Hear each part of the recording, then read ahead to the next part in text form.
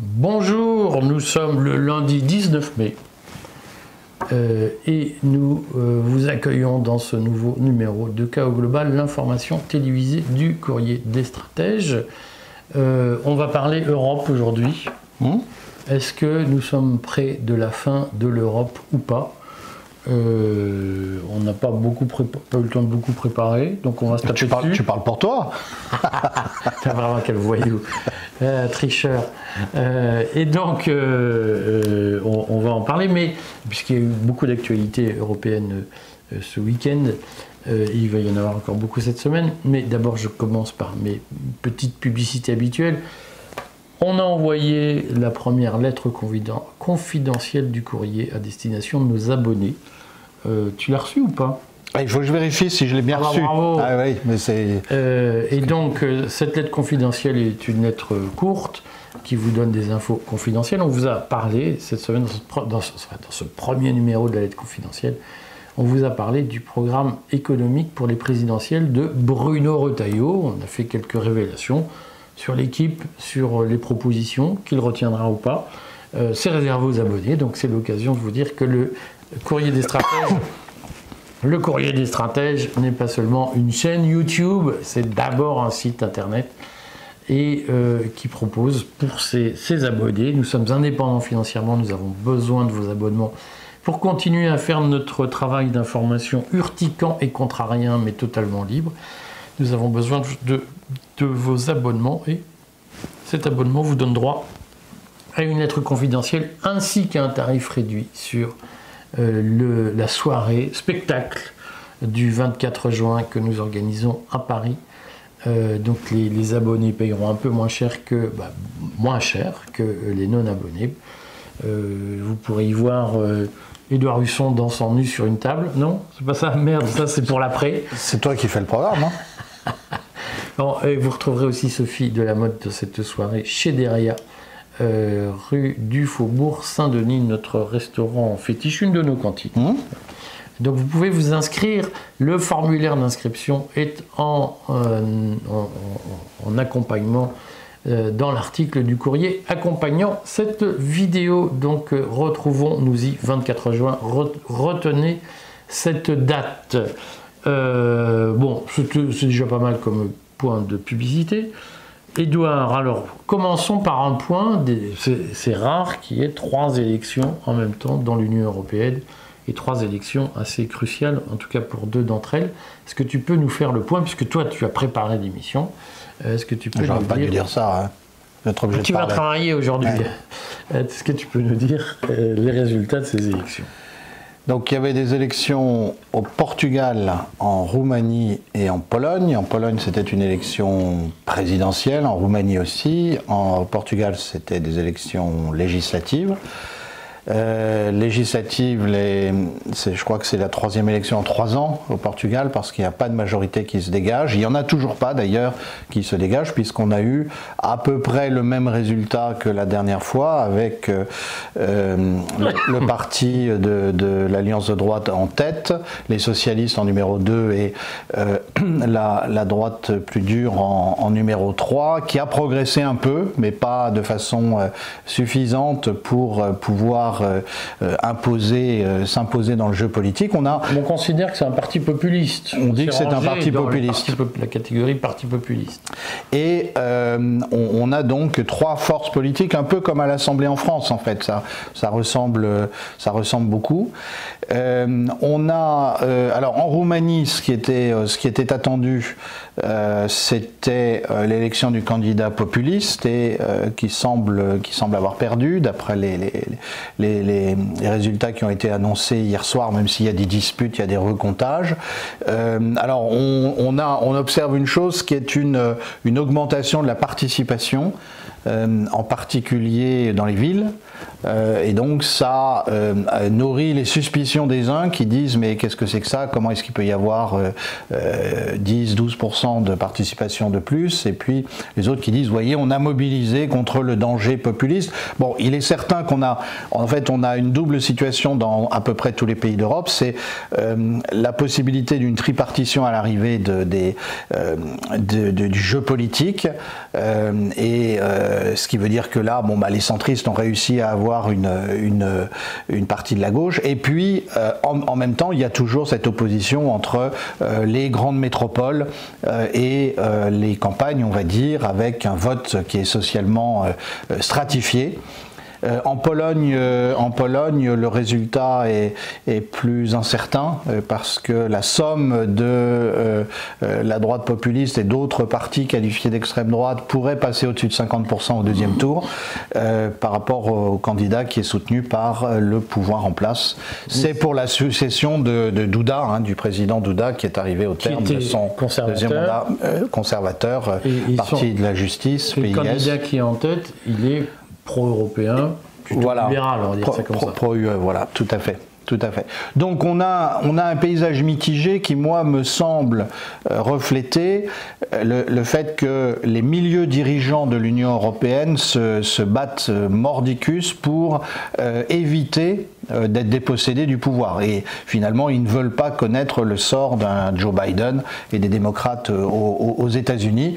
Et donc, ils sont prêts à tous les coups, y compris... Alors, on a vu hier que Pavel Durov, le PDG de Telegram, a jeté un peu plus de suspicion puisqu'il a dit que le directeur de la DGSE, si je ne me trompe pas, lui avait suggéré d'intervenir, de modérer, on va dire, les discussions sur Telegram de manière à ce que les candidats populistes en Roumanie ne s'en sortent pas trop bien. Alors on rappelle, puisque sur cette affaire Durov qui est importante, il y a eu une espèce de petit ballet qui s'est joué, puisque Durov a dit les Français me demandent de censurer les populistes pour aller vite.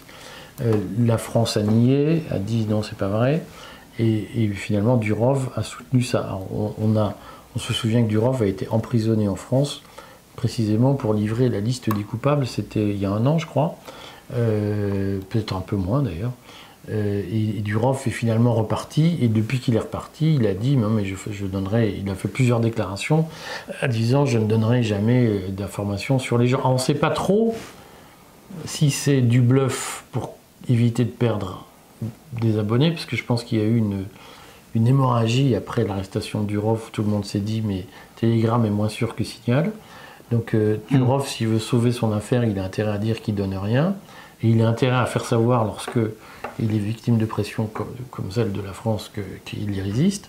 Mais on ne sait pas le fond de la vérité quand même. Disons qu'on ne prête qu'au comme Thierry Breton avait fait une inénarrable déclaration à la télévision pour expliquer que, pour justifier l'interruption de l'élection présidentielle au mois de novembre dernier, et pour dire qu'éventuellement on ferait la même chose si l'AfD était en tête en Allemagne. Durov profite de ça, et par ailleurs une partie des médias roumains sont vent debout contre l'ingérence française, suite à l'interruption de l'élection présidentielle de novembre, et là encore pendant la campagne, il y a quelques médias roumains qui étaient très offensifs sur le sujet. Alors, il y a quand même eu, là aussi, une espèce de grande scène du 2 aux élections roumanières, puisque, à un moment donné, George Simion, qui était le candidat dit populiste, qui a quand même multiplié des déclarations totalement ahurissantes pendant la campagne, notamment parce qu'il a fini par dire qu'il s'alignerait sur toutes les positions de Donald Trump en politique étrangère. On s'est dit, mais bon, c'est impressionnant quand même. On avait remplacé Georgescu, qui était un candidat souverainiste patriote authentique, par un conservateur atlantiste. Hein. Il faut bien comprendre ça. C'est ça qui s'est passé. Et donc, finalement, il s'est pris 8 points par rapport à son adversaire. Le résultat, c'est 46-54, c'est ça, ou 47-53. Mais à un moment donné, Simion a quand même fait ce qui est ahurissant, dans un pays de l'Union, il a commencé à dire « En réalité, j'ai gagné les élections » et il s'est proclamé président dans la soirée. À partir des premiers dépouillements qui étaient ceux des campagnes qui ont plus voté pour lui. Et finalement, il a dit bon, je reconnais la victoire de l'autre et j'accepte de dire qu'il n'y a pas eu de fraude massive. Mais ça jette quand même une sorte d'effroi, de stupeur sur notre compréhension d'un scrutin, puisque j'imagine mal en France que Marine Le Pen se soit déclarée vainqueur des élections présidentielles en 2022 face à Emmanuel Macron. D'ailleurs, elle n'a même pas contesté les soupçons de fraude. Il y a un malaise dans la démocratie. Oui. Moi, je suis frappé par la faible participation. Je crois qu'en Roumanie, on est autour de 50%. Au Portugal, on est en dessous de 50%, si j'ai bien vu. En Pologne, c'est un petit peu plus. Mais enfin, c'est quand même étonnant de constater que, à part des enjeux comme les dernières élections allemandes, où là on est passé au-dessus de 75% de participation, il y a eu un peu plus de participation en France récemment, mais globalement, les gens n'ont pas envie d'aller voter parce qu'au fond, ils pensent qu'ils sont mal représentés. Alors, ce que beaucoup de gens nous ont dit dans le sondage que nous avons fait sur notre fil télégramière à propos de Bruno Retailleau, qui on s'en fout, de toute façon il ne changera rien. Ce qui est déjà une préfiguration de la suite, mais si on fait le bilan de ces résultats, tu avais fait il y a 2 ou 3 ans, Édouard, un excellent article dans le Courrier qui s'appelait « Le moment conservateur est passé ». Si on regarde le bilan d'hier, donc en Roumanie, le candidat populiste, je vais utiliser ce mot qui ne veut rien dire, mais qu'intuitivement il renvoie à ce que tout le monde comprend. Le candidat populiste a perdu. En Pologne, ce n'était que le premier tour, mais enfin le candidat pro-européen est arrivé en tête. De peu, mais en tête, oui. Et en Portugal, finalement, le gouvernement en place, pro-européen,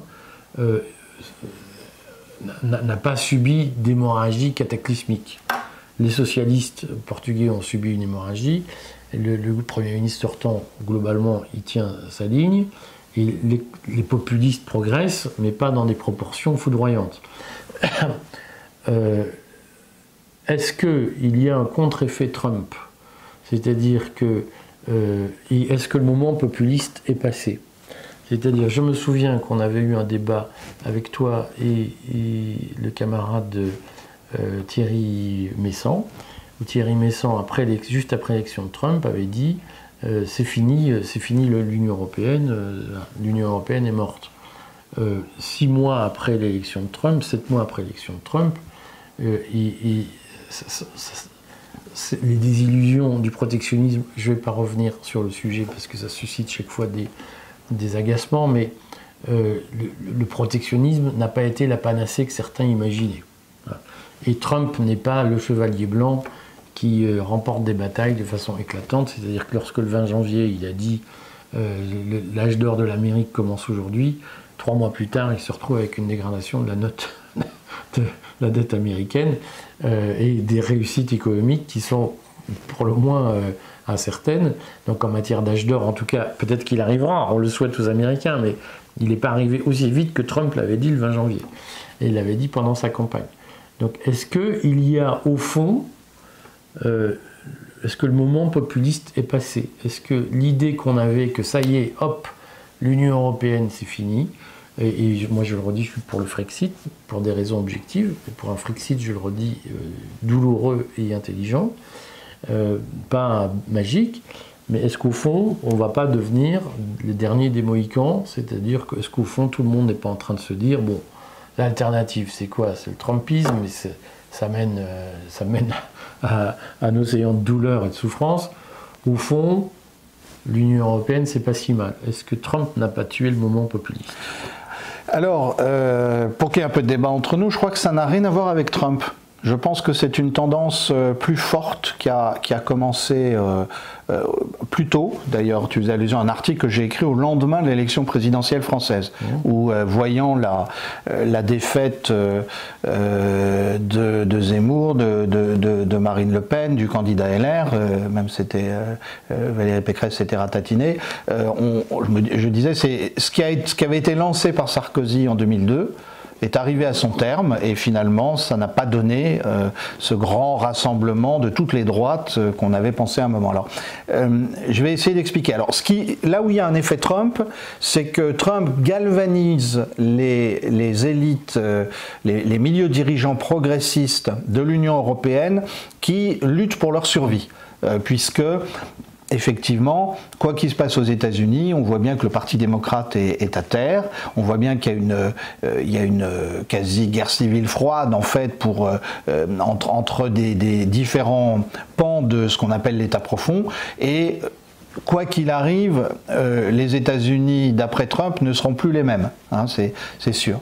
Mais il y a au contraire une partie de ces réseaux qui étaient très liés à Biden et à Obama qui ont encore de la vigueur dans l'Union européenne, et ça les galvanise. Et ça les galvanise d'autant plus qu'ils se disent il faut absolument tenir la chose. Pour moi, quelqu'un de très représentatif de ça, c'est Friedrich Merz. Friedrich Merz qui est au départ un chrétien-démocrate assez classique, et puis qui a été avocat d'affaires, qui a fréquenté BlackRock et d'autres grands fonds d'investissement, et qui aujourd'hui essaye de rassembler les Européens de l'Union européenne contre la Russie, au nom finalement de la vieille idée que on est dans une sorte de nouvelle guerre froide, voilà.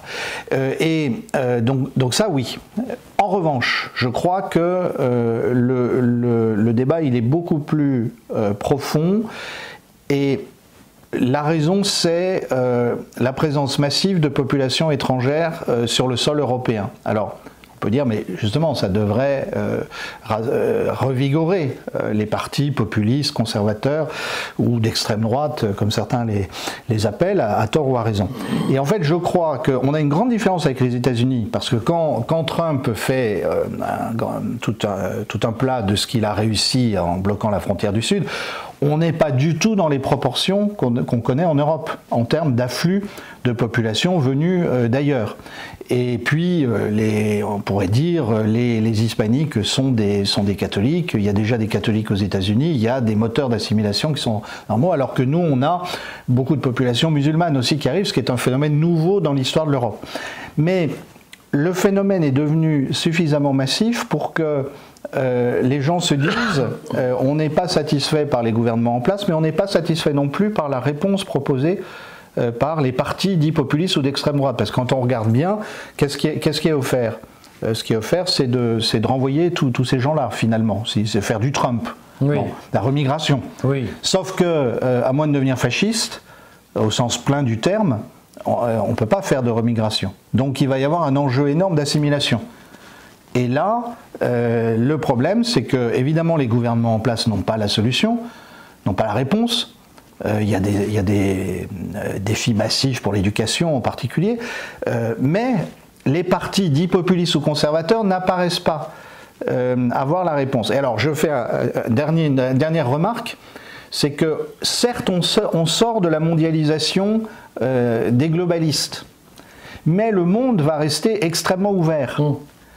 Et donc, en fait, le parti qui l'emportera demain, ça sera un parti qui sera certes souverainiste au sens où il veut défendre un certain nombre d'objectifs liés à un État national. Moi, je préfère dire indépendantiste à ce moment-là, mais qui en même temps sera ouvert sur le monde et qui sera capable d'assimiler les populations étrangères. Même si on dit à un moment on s'arrête, voilà, on peut pas accueillir tout le monde, mais il faudra bien cet effort d'assimilation. Et je crois que le drame des partis populistes, c'est que soit ils sont dans des pays qui n'ont pas de population étrangère, donc finalement ils sont pas partie prenante à un débat qui anime l'Europe, soit dans nos pays comme en France, on voit bien que le Rassemblement national ne sait plus où il habite, et c'est pas simplement les ennuis judiciaires de Madame Le Pen. Alors, parallèlement, il y a en ce moment un sommet UE-UK, euro-britannique, où Keir Starmer essaye de panser les plaies. Alors c'est une espèce de renégociation tardive du Brexit, puisque les Britanniques ont un problème, l'UE les fait chier, soyons clairs. La politique de visa vis-à-vis des Britanniques de l'Union européenne est très restrictive. Donc Keir Starmer va à Bruxelles dire ce serait bien que vous ouvriez un peu les vannes de nos visas pour que les Anglais puissent plus facilement venir en Europe, notamment nos étudiants, puisqu'il y a un sujet aujourd'hui de déboucher des universités britanniques, parce que là aussi on va le redire, les étudiants étrangers, c'est pas seulement une menace, c'est aussi un marché international et un enjeu d'influence dans les 30, 40, 50 ans. Les universités britanniques sont très fortes pour garder un contact avec leurs anciens étudiants de par le monde et pour les animer comme des agents d'influence. Moi j'avais vu ça quand je faisais mon stage en Grèce, où les Anglais rassemblaient tous les hauts fonctionnaires grecs anciens des universités anglaises et leur disaient on a des trucs à vous vendre. Voilà. Donc j'ai beaucoup de Français qui ont parfois une ouverture d'esprit, parmi les patriotes, parfois une ouverture d'esprit un peu restrictive, n'entendent pas que avoir des étudiants étrangers sur son sol, c'est une opération très importante d'influence dans les années à venir. Et pour les Anglais, le fait qu'on restreigne les visas des étudiants britanniques est un sujet de périlleux à long terme.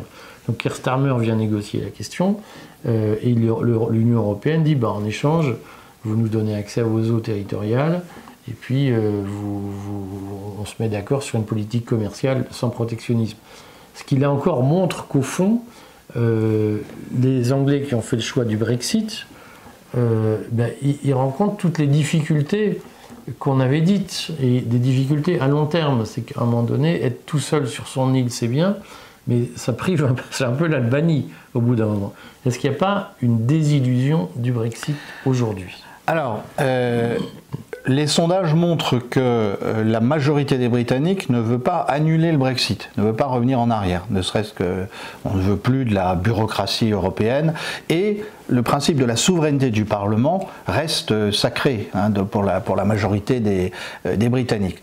En revanche, il y a l'idée qu'il faut des aménagements, et alors, je crois qu'il faut faire un historique. Le Brexit était finalement pas si mal parti que ça, et sur le plan économique, là, l'idée de Global Britain était...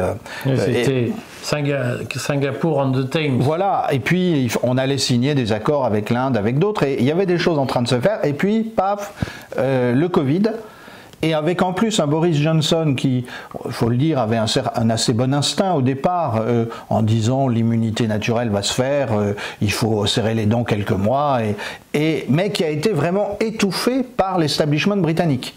Et donc le Covid a cassé le redémarrage possible de l'économie britannique. Donc ça fait mal. L'autre question, c'est que là encore, on ne réindustrialise pas du jour au lendemain. Là, c'est le même problème que les États-Unis, et le système éducatif britannique a les mêmes problèmes que le système éducatif américain ou les systèmes éducatifs européens. Il ne prépare pas des élèves du secondaire qui vont aller vers les métiers de la révolution industrielle de demain. Et la troisième chose, c'est que la Grande-Bretagne, aujourd'hui, elle voit bien que les relations avec les États-Unis se sont tendues. Donc, c'est assez naturel de vouloir se rapprocher à nouveau de l'UE dans le mouvement de balance classique des Britanniques. Et puis alors, surtout que Trump n'a pas été très sympa avec les Anglais, il faut le dire. Non. Et alors, il avait soutenu au moment du Brexit, mais depuis qu'il a été réélu, il n'a pas visiblement une affection démesurée pour Keir Starmer. Et la dernière chose, là où les Britanniques sont dans une contradiction totale, c'est qu'avec leur russophobie maladive, en fait, ils se privent d'un certain nombre de marchés dans des pays qui considèrent aujourd'hui que la Grande-Bretagne est le pays le plus agressif contre la Russie, et donc est un pays dangereux, parce qu'on ne sait pas où ça nous emmène. Donc tout ça combiné fait qu'il y a ce que tu as décrit. J'ajoute que ça n'est pas dit, mais je pense que l'enjeu de la défense est très important. Alors si, ce qui est dit, c'est que Starmer veut avoir accès à une partie des milliards qui vont être débloqués par l'Union européenne sur les questions de défense. Mais je pense qu'à l'inverse, il y a aussi un fort intérêt de l'Union européenne à renouer la conversation, à reconstruire un pont, si j'ose dire, par-dessus la Manche, parce que l'Union européenne aussi est en difficulté, et là aussi à cause des sanctions anti-russes. Et donc, après tout, faciliter le libre-échange à nouveau entre la Grande-Bretagne et l'Union européenne, rappelons quand même que l'Union européenne faisait 120 milliards d'excédent commercial au moment du Brexit. Et la seule Allemagne, 60 milliards. Donc voilà tous les enjeux. Sur le fond, quand même, si on essaye de se mettre dans une perspective à long terme, ou plus historique, qu'est-ce que nous, on peut en retenir, puisqu'on a pas mal d'auditeurs, de lecteurs qui sont partisans du Brexit, du Frexit. Quelles leçons on peut retenir du Brexit tel qu'il se présente aujourd'hui? C'est-à-dire qu'il y a quand même des choses dans l'intégration européenne qui, au fond, sont irrémédiables, ou en tout cas difficiles à remettre en cause. Notamment les échanges commerciaux. Je sais que plein de gens sont attachés au protectionnisme, mais c'est quand même compliqué sur le fond de dire on quitte l'Union européenne et on ne commerce plus avec nos voisins, ou en tout cas on met des barrières au commerce avec nos voisins. Alors moi je crois que c'est exactement la raison pour laquelle, personnellement, j'ai toujours été prudent sur la notion de Frexit, en disant il y a des Frexit partiels à faire, c'est-à-dire des Frexit sectorisés. Il est évident qu'on a le droit aujourd'hui de poser des questions. La politique agricole commune, est-ce qu'il faut la réaménager complètement? Le marché de l'électricité, est-ce qu'il nous désavantage? Schengen, est-ce que ça fonctionne? Donc on a un certain nombre d'éléments à poser qui sont des questions légitimes, mais on pourrait avoir des politiques de renégociation dure d'un certain nombre d'aspects de ces politiques, avec éventuellement la possibilité pour la France de se retirer de telle ou telle politique en le disant ouvertement, ou bien de demander des moratoires sur certains aspects. Ça, c'est la première chose.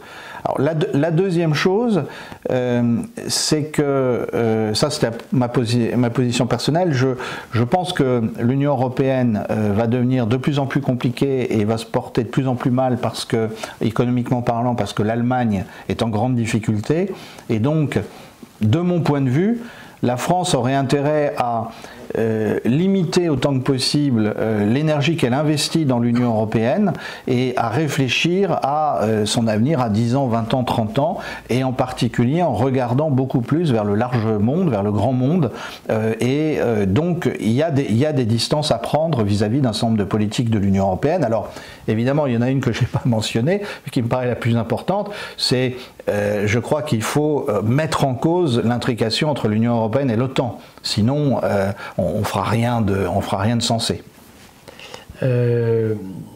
Certes, mais est-ce que ça signifie, selon toi, que l'UE, elle est sur une pente où elle va disparaître, ou elle est en train de se renforcer, ou au fond, est-ce que finalement les gens qui se disaient à l'UE ne sont pas en train de se résigner à son caractère finalement, j'allais dire conservatoire? L'UE, c'est peut-être pas la panacée, mais au moins on l'a. Selon toi, quelle est la ligne? Je pense que l'UE va traverser une forte crise dans ses équilibres institutionnels, et en particulier, il me semble que Mme von der Leyen fait beaucoup de mal à la Commission européenne.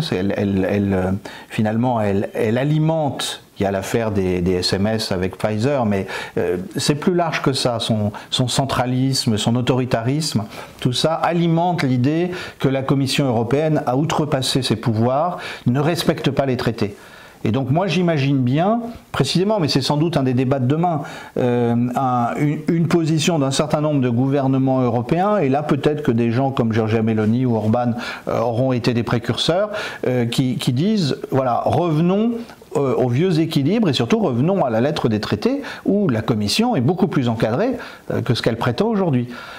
Ça c'est une première chose. La deuxième chose, c'est que il y a pour moi un inventaire à faire. La Commission s'est pensée dans les années 90-2000 dans son rôle actuel à un moment où sur la révolution numérique était moins avancée qu'aujourd'hui.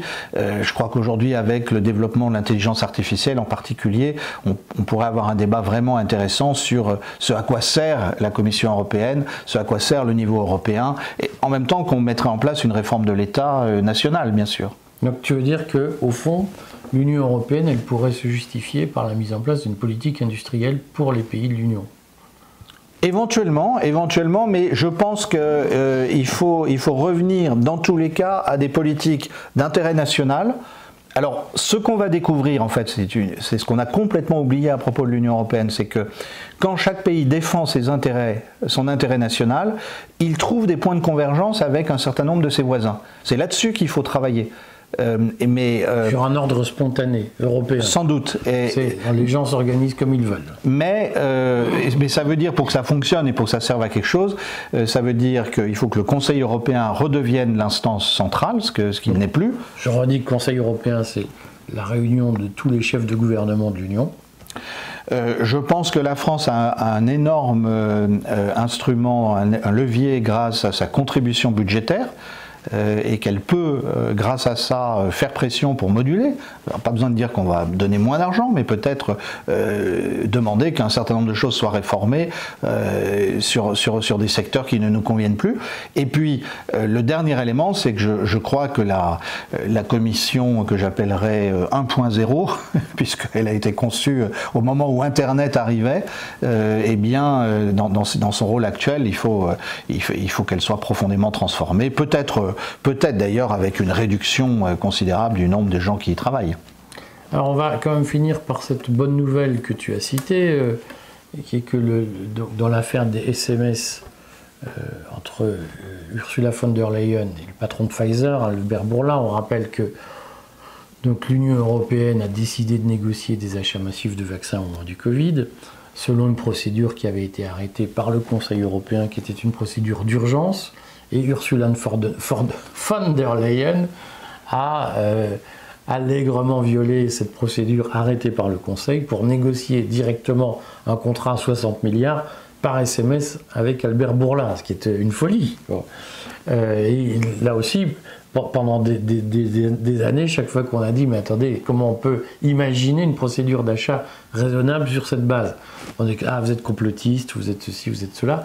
L'histoire jugera ceux qui nous ont dit qu'on était complotistes à ce moment-là, mais toujours est-il que lorsque le New York Times, là encore, la presse européenne, beaucoup trop aux ordres, n'a pas osé contester, seuls des médias comme nous le contestaient, le New York Times a demandé à avoir accès aux SMS au titre de la transparence. Il y a une directive européenne qui le permet. Hein. Il y a une directive européenne qui doit dater de 2001 de mémoire. Et donc, l'action du New York Times devant les tribunaux a été retardée parce que je crois qu'il y avait la procédure parallèle de Frédéric Baldan qui en fait, le tribunal ayant voulu unir les deux affaires, eh bien, il a fallu statuer sur l'affaire Baldan, donc on s'est pris 1 an et demi dans la démarche du New York Times. C'est autant de temps de gagner pour Ursula von der Leyen. Qui a pu, grâce à ça, être réélu président de la Commission européenne. Qui a pu, grâce à cette opération habile, être réélu présidente.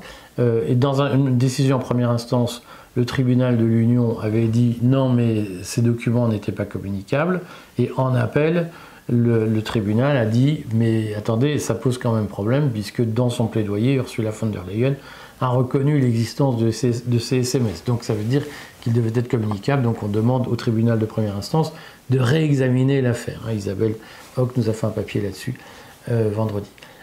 Donc c'est quand même une victoire. Ça prouve que l'Union européenne, lorsqu'elle sort de la folie de l'urgence du Covid, elle est capable d'avoir des procédures démocratiques que nous on aimerait avoir, puisque je ne suis pas sûr que le Conseil constitutionnel en France ait forcément des attitudes aussi libres. Ni les cours de cassation, ni le Conseil d'État. Donc ça veut dire que l'Union européenne n'est pas...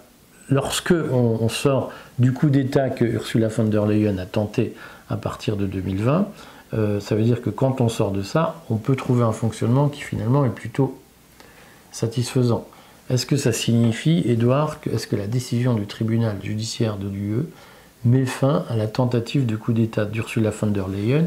Et est-ce qu'au fond, le pouvoir des juges de l'Union ne va pas condamner la Commission européenne à rentrer dans le rang, comme tu le dis, c'est-à-dire au fond à revenir à un fonctionnement plus originel de l'Union, plus balancé, plus intergouvernemental et moins centralisé autour de la Commission?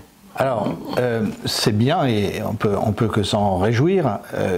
De mon point de vue, ça n'est pas suffisant parce qu'il faudrait qu'il y ait de la politique aussi là-dedans. C'est-à-dire que quand on se rappelle les élections européennes de l'année dernière, c'est affligeant de voir que les grands partis n'ont absolument pas évoqué ce sujet, n'ont pas posé la question d'un candidat alternatif à Madame von der Leyen, ce qui aurait été du bon sens, ce qui aurait été une cause à défendre. Donc, la politique devrait s'en mêler à nouveau. C'est vrai que c'est un enjeu, parce que je crois que sinon on ne résoudra pas. Alors quand je dis la politique, je pense aussi qu'il y a des choses que les tribunaux ne peuvent pas résoudre. L'histoire du téléphone portable, on voit bien qu'on a un enjeu, un chef de l'exécutif, que ce soit au niveau national, soit le président de la Commission européenne, il a énormément de latitude de mouvement sans contrôle.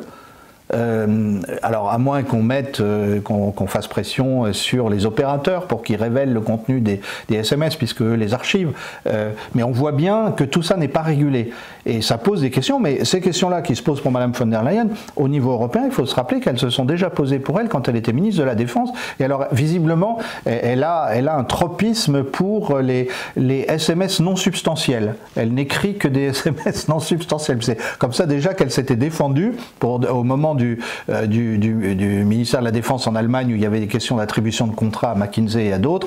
Elle avait dit non mais ces messages n'ont aucune importance, c'est pour ça qu'ils ont été effacés. Bon, là c'est la même défense, ces choses-là ne vont pas. D'ailleurs, les parlements, s'ils jouaient leur rôle, ça devrait être eux qui exigent l'archivage et surtout qu'il y ait un serveur qui soit contrôlé par le Parlement et qui permette d'avoir accès effectivement à tout ce qui est un échange officiel d'un gouvernant.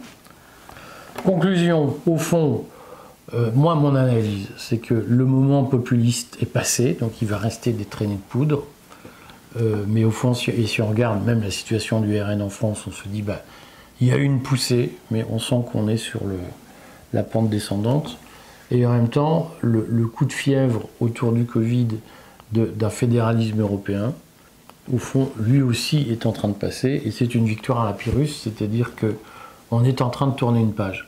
Moi, je pense que l'effet Trump est plus important en profondeur, probablement pas immédiatement, mais l'effet Trump, au fond, Trump, je l'avais dit dans un chaos global précédent, Trump, c'est un laboratoire des idées populistes, et je pense que l'effet de déception qu'il produit chez beaucoup, ne le nions pas, va de toute façon laisser des traces, et qu'il explique en partie on est au bout d'un cycle, et je pense qu'en même temps, les défaillances, les déviances, les excès d'Ursula von der Leyen ont tué l'espérance d'un fédéralisme européen, parce que même parmi les normistes, des gens se sont dit « ouais, là, c'est quand même pas ça qu'on veut forcément ».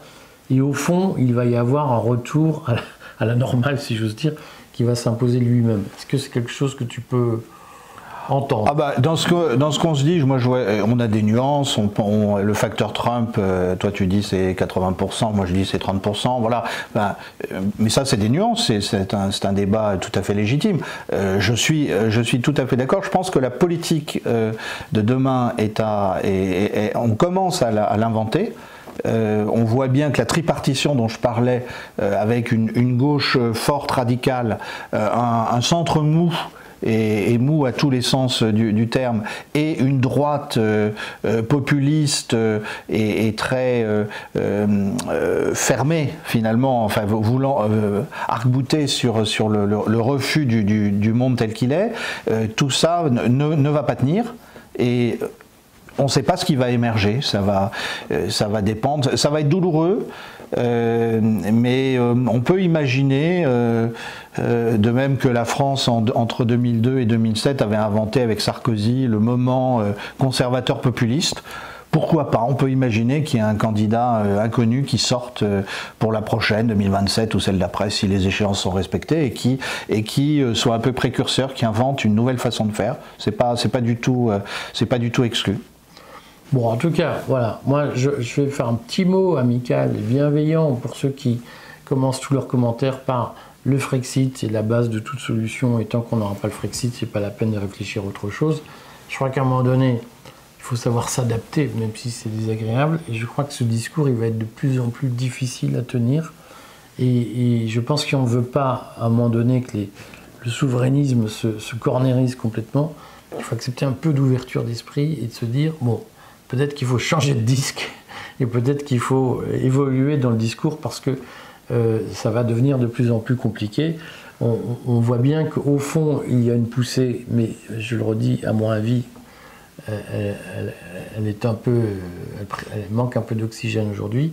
Et je crois que dans la pratique, au vu des expériences, le Brexit, le Trumpisme, il faut repenser ce qu'on avait en tête et il faut accepter de se dire peut-être qu'on peut inventer un souverainisme sur d'autres bases que des méthodes qui manifestement ne marchent pas. Je peux faire une référence incongrue, mais pour rapporter à ce qui s'est passé avec l'élection du pape Léon XIV.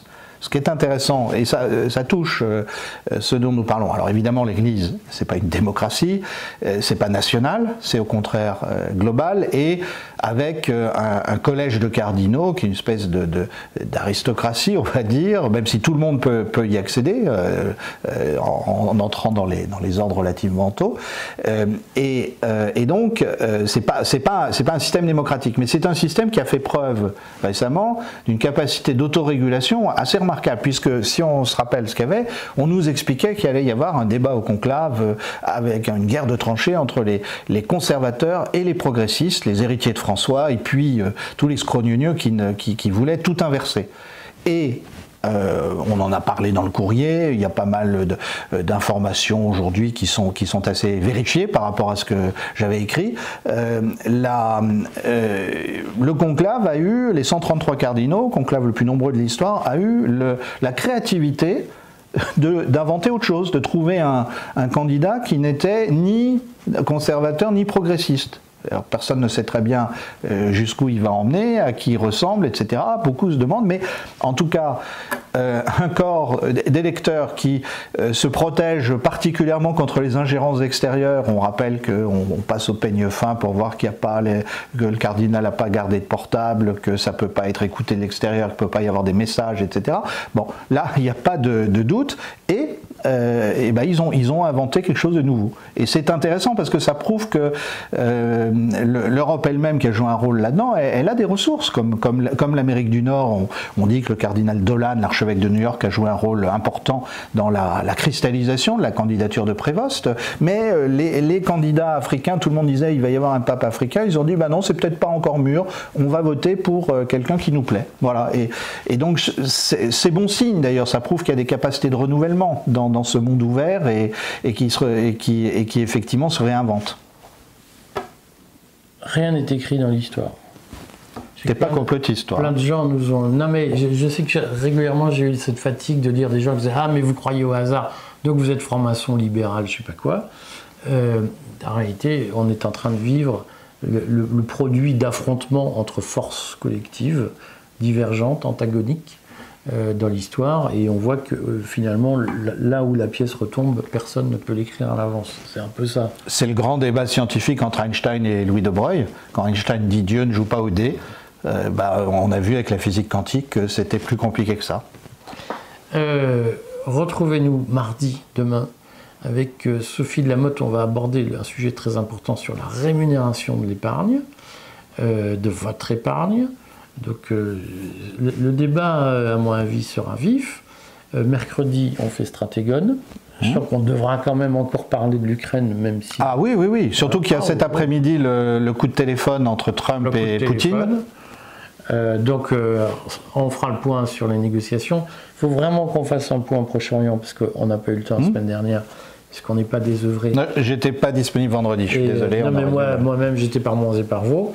Et donc, il faut quand même qu'on en parle parce qu'il se passe des choses terribles en Palestine. Et il y a des remous par ailleurs.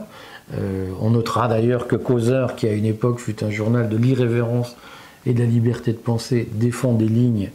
Alors, moi j'aime bien Causeur, ils aiment bien le politiquement incorrect, sauf quand il s'agit d'Israël. Alors, ça, c'est là. Voilà. Donc, il faut qu'on fasse une émission. Jeudi, on reparlera Europe germanique, Europe de l'Est avec Ulrike Reisner. Et puis on aura sans doute une ou deux interviews surprises. J'en ai une en stock, mais on va en discuter tout à l'heure. On en fera d'autres. Et puis je vais quand même parler cette semaine de l'initiative qu'on prend. Sophie Delamotte va nous accompagner pour obtenir une flat tax à 15% pour les dirigeants effectifs d'entreprise. C'est une grande opération qu'on veut mener pour lutter contre la persécution fiscale qui s'annonce contre les entrepreneurs, notamment dans le cadre de la loi de finances 2026. Rejoignez-nous, pensez à vous abonner et à bientôt.